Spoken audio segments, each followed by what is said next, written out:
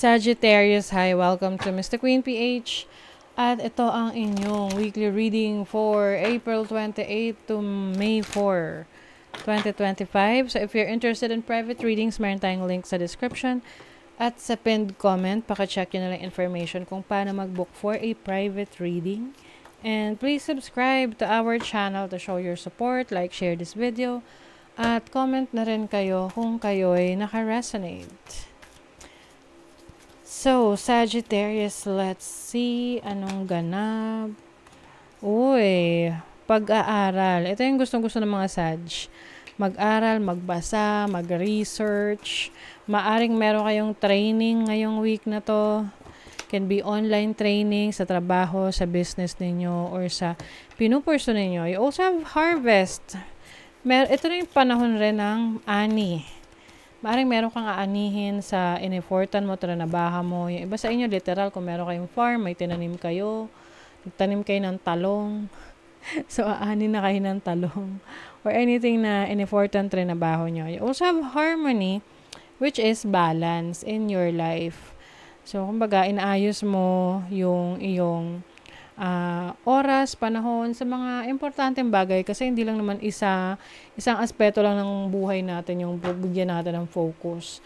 Lalo na kung marami ka ng responsibilities, marami kang kailangang asikasuhin, marami mga taong umaasa sa'yo, whether sa trabaho yan, sa negosyo mo, or sa family. You have the Hermit. So, yung iba sa inyo, the Hermit is about self-reflection. So, meron sa inyong nagre-reflect sa inyong situation. Kasi parang gusto nyo may magbago na. 'Di ba? Sabi nga, walang magbabago kung wala kang babaguhin. So, ito na yon, inaalam mo na kung ano yung mga bagay na dapat mong baguhin sa buhay mo para may makita ka na talagang transformation. And it should be a decision na kailangan mong gawin. Yung iba kasi parang hindi kayo open sa mga bagong concept, mga bagong pamamaraan, gusto nyo mas traditional, but, you know, things are evolving kasi nag-evolve yung buhay natin, no? Nag-iiba-iba yung pamamaraan habang tumatagal, no? So, I think there's a major decision can be sa career path na ipupurso mo. O, diba? You have the Ten of Pentacles, which is your work, your career. You have the Ten of Swords. So, yung iba kasi, hindi na kayo masaya sa work nyo, sa career ninyo. Hindi na siya fulfilling. Kaya, naghahanap kayo ng makakapagpasaya sa inyo. Yung iba, pagod na kayo, parang feeling nyo, doon na lang umiikot ang buong buhay ninyo. Kaya nga kailangan nyo ng harmony, ng balance. So, yung iba sa inyo, yung mga naipon ninyo, yung iba kasi mahilig kayo mag-ipon, mag-save ng money.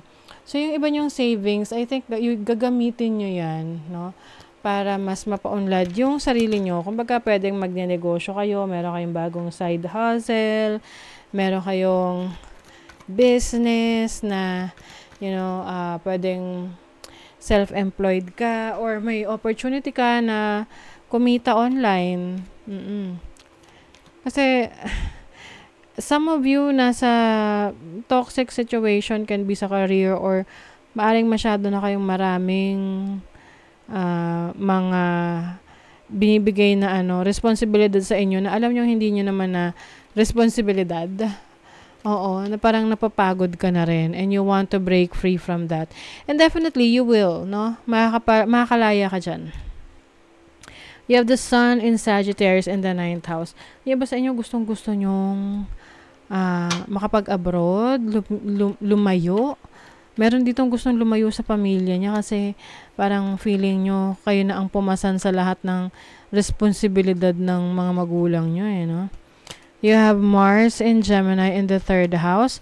Some of you really wants to learn or to study. Meron kayong interest ngayon na gusto nyong pag-aralan, gusto nyong i-nourish yung knowledge nyo. You want to master something. Pero syempre, bago mo ma-master isang bagay, talagang kailangan maging interesado ka muna doon. Alamin mo, pag-aralan mo. Pwede kasi itong self-study. You have Jupiter in Scorpio in the 8th house. Magaling kayo mag-manifest. So, gamitin nyo yung kakayanan nyo, talento nyo para makapag-manifest. You have Jupiter in the 8th house. This is manifestation rin to ng inyong business or investment. So, pwedeng meron kayong papasuking investment.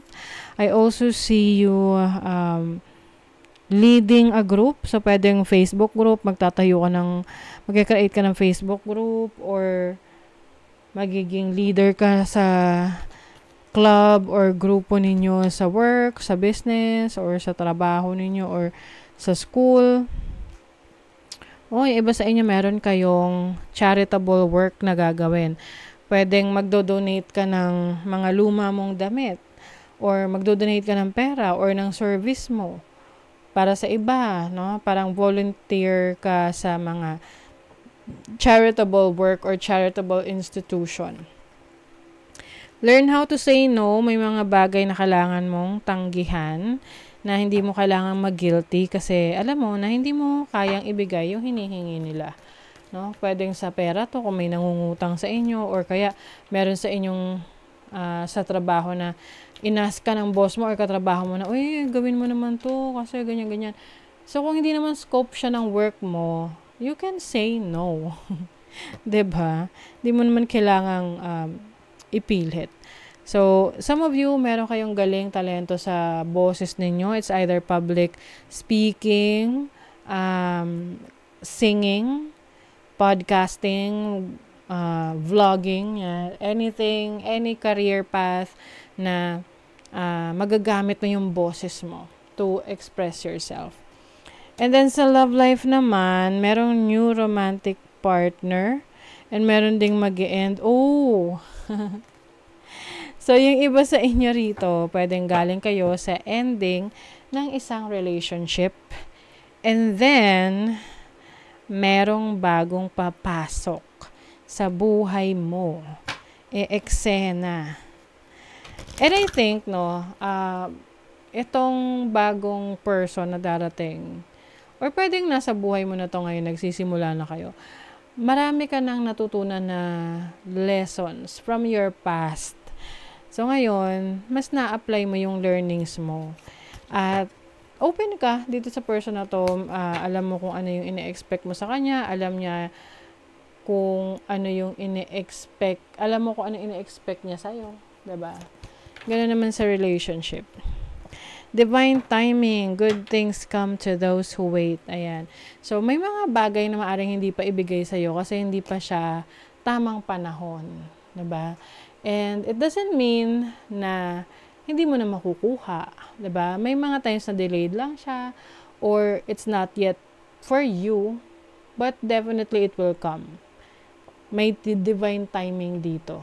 Okay? So it will, you will receive it in the perfect form, kumbaga. Okay? So that is your reading, Sagittarius. Thank you so much. See you again.